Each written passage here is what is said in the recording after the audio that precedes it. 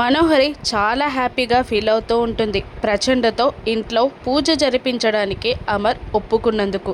ఇంట్లో బాగి, రాథోడ్, మనోహరి, ప్రచండ, యాదమ్మ అందరూ హాల్లో ఉండగా అమర్ పిల్లలు పైనుండి కిందికి దిగి వస్తారు. అమర్ని చూస్తూ చాలా సంబరపడిపోతూ ఉంటుంది మనోహరి. కానీ అమర్ అందరి ముందుకు వచ్చి, మనోహరి, నాకు గతం గుర్తుకు రావడానికి ఈ స్వామీజీని పిలిపించావు కదా నువ్వు పూజ జరిపించడానికి అని అనగానే, అవునమర్ అంటుంది మనోహరి సంతోషంగా. ప్రచండ, పూజకి అన్ని ఏర్పాట్లు జరిగిపోయాయి బాబు అని చెప్పగానే, అవసరం లేదు అనేస్తాడు అమర్. అందరూ షాక్ అవుతారు.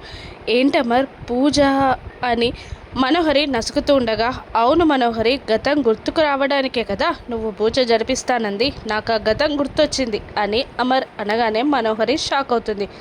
బాగి, రాథోడ్ పిల్లలు నలుగురు చాలా హ్యాపీగా ఫీల్ అవుతూ ఉంటారు.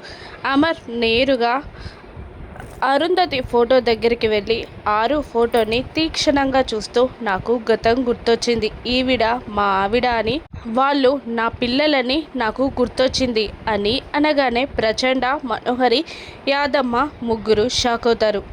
రాథోడ్ బాగీతో, గుడ్ న్యూస్ కదా, సార్కి గతం గుర్తొచ్చిందంట అని రాథోడ్ అంటూ ఉండగా అమర్ని తీక్షణంగా చూస్తూ ఉంటుంది బాగి. యాదమ్మ మనోహరితో, అయ్యో సార్కి గతం గుర్తొచ్చిందంట, నీ గురించి కూడా మొత్తం తెలిసిపోయే ఉంటుంది, ఇప్పుడు నీ గతేంటి అని మనుని బెదిరిస్తూ ఉంటుంది చెంబా. చెంబా బెదిరింపుతో భయంగా అమర్ని చూస్తూ నిలబడిపోతుంది మనోహరి. అమర్ కూడా మనోహరిని తీక్షణంగా కాల్చేసేలా కోపంగా చూస్తూ ఉంటాడు. అమర్కి గతం ఎక్కడి దాకా గుర్తొచ్చింది? మనోహరి చేసిన కుట్రలు అమర్కి గుర్తున్నాయా? బాకీ తన భార్య అనే విషయం అమర్ ఎందుకు బయట పెట్టలేదు? రానున్న ఎపిసోడ్స్లో చూద్దాం. Thank you for watching.